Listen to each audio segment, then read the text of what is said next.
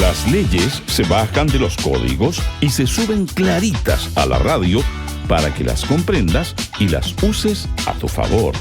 La Facultad de Derecho y Radio Universidad de Chile presentan Derecho al Aire, un programa con todas las de la ley, donde analizaremos temas de actualidad para acercar el derecho a la ciudadanía, con Diana Macís y Silvia Peña.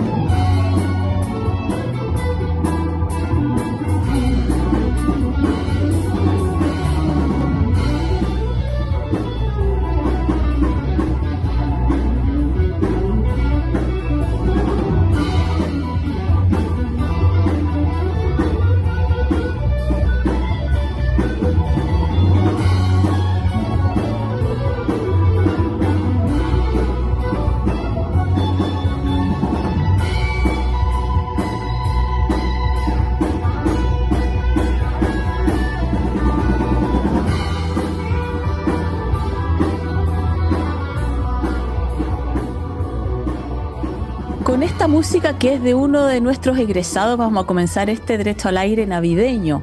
Y a pesar del estrés de fin de año, los ánimos están buenos. Y si los niños ahora esperan algún regalito, nuestra facultad en ese edificio hermoso, monumento histórico que está ahí en la calle Pío Nono, espera a muchos. Más de 400 estudiantes van a llegar para 2026 y en los próximos días van a empezar a postular. Y entre ellos habrá todo tipo de perfiles.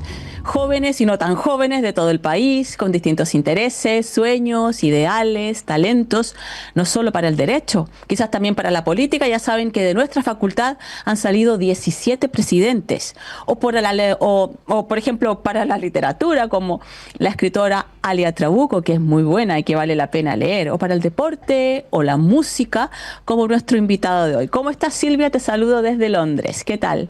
Hola, Diana, ¿cómo estás? ¿Hay nieve? Muy bien, con frío aquí y mucho resfrío. Hay frío y resfrío en esta época del año, como en todos los inviernos. Ah, pucha. Pero bueno, así es la cosa, ¿no? Acabamos de empezar acá el verano y ustedes el invierno. Sí, disfruten mucho del verano, que está muy bien. Bueno, como tú decías, Diana, hemos estado de hecho hablando básicamente con deportistas destacados y preguntándoles cómo compatibilizan y cómo llevar la carrera, en este caso deportiva, con la carrera de Derecho. Y hoy día vamos a ver cómo lo hace un músico, que no sé qué tan, bueno, ahí lo vamos a averiguar, qué tanto carrera o no carrera o hobby es, aunque él lleva harto tiempo en esto, y además estudiar Derecho. Él es Benjamín Cubillos, es egresado de la Facultad de Derecho de la Universidad de Chile, está preparándose para dar el grado, que tú sabes que es una maratón que dura un año, a veces más, un poco menos. Sí, ya le vamos a preguntar sobre eso, ¿no? Que es un tema para los estudiantes de Derecho. Y además tiene una banda donde tocan jazz fusión, pero vamos a averiguar más con él. Bienvenido, Benjamín. Hola, Benjamín. Hola, ¿cómo están? ¿Cómo estás? Muy bien. Benjamín está en Talca. Mira que estamos Talca, París y Londres. O sea, Talca, Santiago y Londres estamos, pero... Sí, estamos perfectos. No necesitamos París. No, París no. Estamos bien. Bienvenido, Benjamín. A ver, cuéntanos tú, ¿cómo es esto de abogado músico? ¿Sirve la música para el derecho? ¿O el derecho sirve para la música? ¿O no juntan ni pegan? Yo creo que sirven ambas recíprocamente, principalmente porque si bien suele haber cierto discurso del estudiante decepcionado, sobre todo cuando está en tercero, viendo ramos más duros, más intensos, más de derecho puro, de que la sensibilidad artística de alguna manera no sirve para el derecho, que está mutilada por la carrera. Yo diría que sí. Y no solamente por la carrera, sino porque yo creo que la sensibilidad y el desarrollo de la sensibilidad artística nos mantiene con vida y de alguna manera con cierto ánimo para poder seguir llevando adelante todas las cosas que nos ocurren. Entonces yo creo que, por ejemplo, Si uno está muy estresado, tal vez uno puede encontrar una especie de placer estético que lo libere un poco de tanta tensión en el trabajo, y usar de alguna manera esa sensibilidad para tratar de encontrar algo tal vez profundo y bello en lo que uno está haciendo, en la carrera también incluso, o en la abogacía más profundamente que la propia carrera. Así que sí, yo diría que en ese sentido el desarrollo de la sensibilidad artística, sea en la música o sea en la En literatura, otras, claro, sí. es muy, muy, muy útil. Y Benjamín, ¿cómo fueron tus inicios en la música? ¿Y por qué escogiste el jazz o el jazz te escogió a ti? Cuéntanos la semillita, cómo nació esto. Eh, bueno, con respecto a las elecciones, pareciera ser a veces que mirar desde cierto punto las cosas, eh, son las cosas las que nos eligen a nosotros más que nosotros a ellas. Sí. Con el tiempo he llegado un poco a esa conclusión. Mirado desde cierto lado parece ser así. Bueno, yo con la música tengo una conexión bien especial, siempre la tuve, y yo desde luego no elegí tenerla, no elegí sentirla así, por eso digo lo que estaba mencionando. Ujú. Cuando era muy, muy niño, desde que era guagua básicamente, mis papás escuchaban mucha música clásica, que es lo típico que uno le pone música clásica a los cabros chicos y demás, pero a mí me apasionaba especialmente. O sea, yo a medida que fui creciendo, igualmente escuchaba solo la música, Ujú. y de alguna manera siempre hubo ese germen de musical o de sensibilidad artística en mí, digamos. Yo partí como por mi parte solamente, digamos, cuando yo tenía unos 10 años, una cosa así, yo ¿Mm? quería aprender a tocar violín. Quería aprender a tocar violín, me compraron un violín, me inscribí en el conservatorio de la Universidad de Talca, y ese año se tomaron justo a la universidad, hubo un paro en el conservatorio y no pude seguir aprendiendo. Mm. Así que dejé eso en suspenso y después prácticamente los instrumentos que aprendí en el camino, salvo uno que fue la guitarra, el último, y en el que Ujú. más, lo que más toco ahora, fue por ir copiándole a mi hermana, en realidad. Ujú. Eh, si bien yo era más musical que mi hermana, que es un año menor que yo, tuvo cuando tenía, no sé, unos 10 años, yo habría tenido, claro, 11 años, una cosa así, ganas de aprender a tocar piano. Entonces aprendí a tocar piano, yo la vi tocar piano, me gustó, empecé a ir a sus clases, a ver, a escuchar primero, después quise yo también tener clases, y al final mi hermana dejaba eso y yo tomaba el Tú- instrumento. Y tú Y seguiste, claro. y pasó lo mismo después con la batería, por ejemplo. Mi hermana después Ah, quería batería, y yo dije, oh, qué entretenido ver a mi hermana tocar batería. A mi hermana no le gustó, toqué yo. Y después yo, como a los 13 años, agarré el bajo solo, después de haber escuchado una cierta música que mi papá me presentó, y de ahí no lo solté. Y de ahí en adelante me cambié a la guitarra y digamos que toco bajo y guitarra en partes más o menos equivalentes, pero ahora con la banda toco guitarra. Así que es un poco como introduje al Bien, mundo. sí. bien multiinstrumentista tu familia, ¿ah, Benjamín? Sí, sí, o O por lo sea, menos exploraron mucho, tú, tu hermana. sí, sí, es que, bueno, en mi casa la música es una cuestión de vital relevancia, sobre todo para mi papá. Mi papá escucha música todo el día, entonces era algo que estuvo muy presente y mi hermana tuvo la curiosidad, no prosperó su Ujú. curiosidad, pero siempre estuvo y yo la exploré más. ¿Y en algún minuto pensaste ya más grande en dedicarte a la música? Profesionalmente, digo. Sí, sí, sí, pensé dedicarme a la música. Y bueno, ahora que sé que gente probablemente que está pensando en postular a la carrera está Mm. oyendo esto, sí, yo tuve un debate interno súper profundo. Incluso yo me tomé un año antes de entrar a la carrera porque no estaba decidido. Y la música, desde luego, que era una de las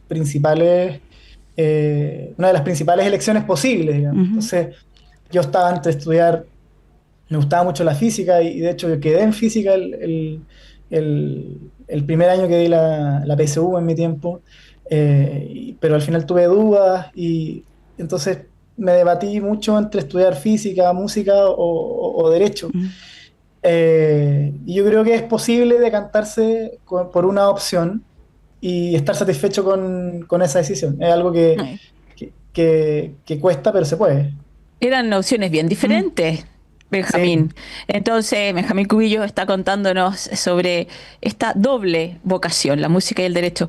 ¿Por qué te enamora el derecho también? Digamos que ya hay dos amores, habrá muchos más en tu vida, pero ¿qué pasa con el derecho? ¿Por qué finalmente es ese el camino? Bueno, yo creo que aquí uno puede contestar tanto por lo que me hizo elegirlo y segundo, ¿Mm? por lo que me hizo valorar la experiencia vivida, digamos, dentro de la carrera. En Ujú, cuanto a por qué lo elegí, eh, fue porque yo siempre, desde que era chico, igual me gustaba harto leer y tenía vocación, digámoslo así, por las ciencias sociales, por las llamadas ciencias Ujú. sociales. Me gustaba la filosofía, me interesaba el derecho, pero uno no tiene idea de lo que es el derecho hasta que uno está efectivamente en la carrera. O sea, uno tiene idea de lo que es justicia, qué sé yo, pero no mm. tiene idea de derecho, digamos, más acotado, ¿verdad?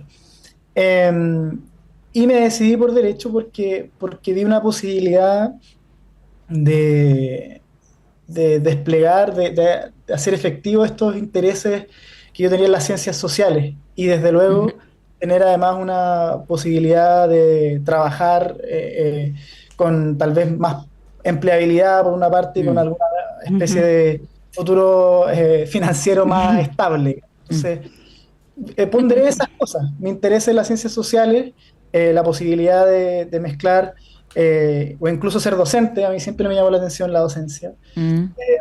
Y en el fondo un tema ligado también a la plata, en el fondo. También era algo importante para mí. Y después, ¿por qué por qué me hace sentido haber estudiado lo que estudié?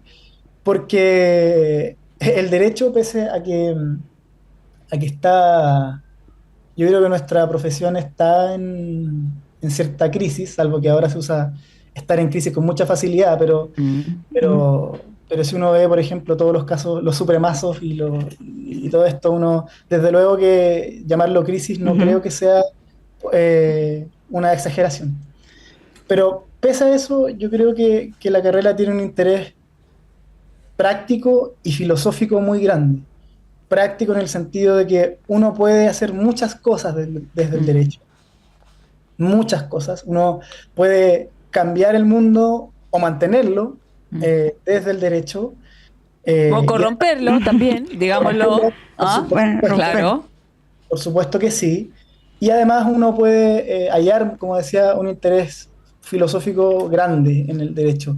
Al final yo he llegado a la conclusión de que el derecho es como una especie de compilado de modales y de reglas Mm. civilizatorias, y eso es algo que me deja a mí muy satisfecho, digamos, como haber podido ver todo este proceso en primera persona. Y Mm, súper sí. cortito, estas reglas que tú dices en comparación a esta vida bohemia del jazz y del beat y todo esto, ¿cómo se mezclan en ti? Em, bueno, esto no fue uniforme en mi periodo de estudiante. Yo entré el 2020, fui la primera generación pandémica, entonces yo eh, me quedé en Talca y tocar, por ejemplo, tocar en primero y segundo, que fueron mis 2 años online, era más fácil, era más fácil. Si bien no tuve tanta bohemia, tanta vida, digamos, como desde un punto de vista social, musical, pude tocar mucho y eso a mí me Mm. mantenía muy contento en ese momento. Pero después fue más difícil, sobre todo porque yo cuando estaba en tercero en adelante empecé a trabajar también. Lo que hacemos nosotros que Mm. estudiamos derecho a procurar, empecé a Mm. tener ayudantía, entonces ahí la cosa se puso más difícil. Eh, lo que a medida que pasó el tiempo yo diría que eh, me organicé de manera tal que ciertos eventos estuvieran asegurados musicalmente, digamos, eventos musicales, ¿verdad? Ujú. Y manejaba un poco mi agenda para que eso fuera posible. ¿Qué quiero decir Ujú. con esto? Algo que se da harto en el mundo del blues y del jazz son las jams. Son sesiones en las que la gente improvisa algún estándar, un tema muy conocido, eh, y eso normalmente ocurre ciertos días de la semana en ciertos bares. Entonces yo en la medida en que fui adoptando esa costumbre, fui coordinando un poco, tratando de hacer que ese día en el que era la jam estuviera un poco más desocupado y tratar de, no sé, si tenía que estudiar demasiado o tenía que rendir mucho en una pega, hacerlo antes, o coordinar un poco eso. Pero se puede, difícil, pero se puede. Y los ensayos, por ejemplo, o sea, coordinar todo eso con tus compañeros de Sí. banda. Eso yo diría que hasta el día de hoy es lo más difícil. Es lo más difícil. Coordinar agendas distintas es muy, muy difícil. Eh, Normalmente ahí, yo creo que como en casi todas las cosas, lo que más importa es tener compromiso y voluntad, en el fondo. Entonces, si uno consigue personas que tengan suficiente voluntad para tocar y que estén comprometidas con ello, uno siempre va a encontrar la solución. Y la verdad es que es un poco decepcionante decirlo, porque uno depende de esas personas para que un proyecto musical igualmente prospere. Y encontrar esas personas, esa es la tarea realmente difícil. Así que, pero teniendo eso, digamos, y que la gente esté dispuesta los miembros de la banda estén dispuestos a acomodar los horarios para que podamos tener 2 horas a la semana, no sé, las que ensayemos y nos hagamos tira ensayando, es lo elemental, es lo fundamental. Y el paso por la facultad, Benjamín Cubillos, egresado, está preparando su examen de grado y además es músico de jazz y blues. ¿Cómo ha sido la experiencia de estar en la Universidad de Chile, en la Facultad de Derecho? ¿Qué te ha dado? Yo diría que, bueno, es muy curiosa la universidad. Curiosa en un buen sentido, diría yo, porque es muy variopinta. Creo que hay muchas formas de vida humana y dentro de la facultad. Y eso es algo que es un poco sobrecogedor al principio, diría yo. Lo primero que es realmente sobrecogedor es el anonimato que conlleva de alguna manera una universidad con tantas personas. Y eso es algo raro, digamos, como salir del colegio y enfrentarse con eso, desde luego. Y luego, como mencionaba, ver tanta gente tan diversa, con tantos profesores tan distintos, tantas opciones, tantas formas de vida posibles, tantos cursos de vida que uno puede tomar dentro de la misma carrera. Y yo lo encuentro sumamente valioso, la verdad. Yo creo que si bien uno puede tener ciertas posiciones tal vez un poco más críticas con respecto a eh, ciertos dichos o como panfletos de la facultad sobre cierto pluralismo y todo, yo creo que es real. O sea, yo creo que dentro de la excelencia que tenemos como universidad, hay mundos muy distintos, o sea, somos pluralistas, de verdad. Yo creo que en la medida en que la excelencia exista, el interés por aprender, el interés porque a uno le vaya bien y hacer las cosas bien, hay gente de realidades muy diversas y eso es muy, muy valioso. Y en el fondo uno ve a Chile, digámoslo así, en esta facultad. Y lo otro que a mí me dejó, y yo diría que tal vez una de las cosas que más me quedaron fue mis grandes profesores. O sea, en nuestra facultad nosotros tenemos el privilegio de tener profesores de un nivel extraordinario. Y yo creo que eso es lo que uno tiene que, en la medida en que uno pueda, como estudiante, elegirlos, uno debe. A mí me queda mucho, me queda como por una cuestión académica y por una cuestión vital, incluso. Bueno, Diana, vamos a la fianza, ¿verdad? Claro, a ver qué nos trajo Benjamín. Sí, Benjamín, como este es un programa de derecho, básicamente, le pedimos siempre a los abogados y también a los futuros abogados que para salir de acá tienen que pagar una fianza. Sí, yo tengo la fianza acá y este librito que va a salir al revés probablemente. No, se lee bien, está bien, perfecto, está perfecto. A ver, muéstralo Sí. ahí. Pero es Proust, ¿pero qué libro? ¿Cuál es? En busca del tiempo perdido. Ajá. Sí, esa es mi fianza, En busca del tiempo perdido de Marcel Proust. ¿Por qué? Clásico. Sí, es un clásico y bueno, Primero, ¿por qué? Porque es mi novela favorita, entonces por una cuestión más personal. Y ahora, ¿por qué?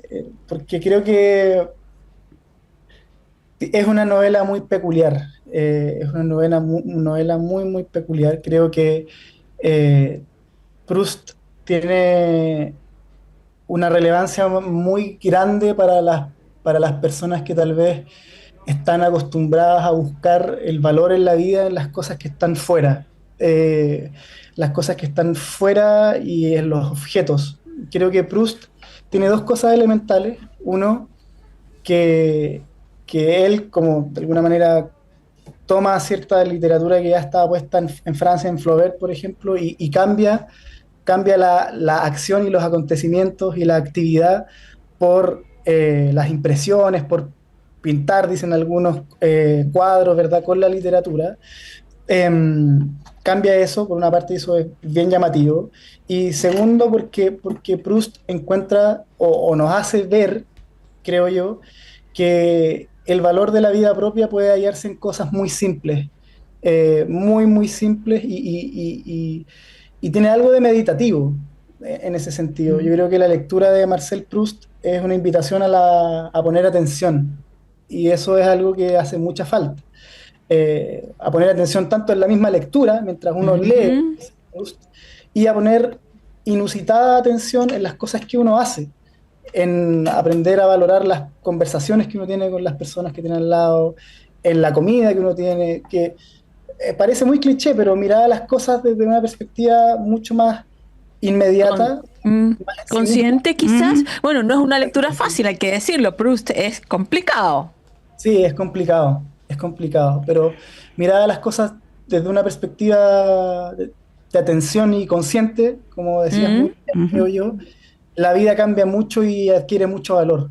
Creo que eso es la enseñanza de Proust. Además que tiene otras cosas como muy divertido como él ilustra el cinismo y la hipocresía de la gente, digamos, y la y nuestras todas afectaciones y hipocresía en el fondo. Entonces eso igual es entretenido.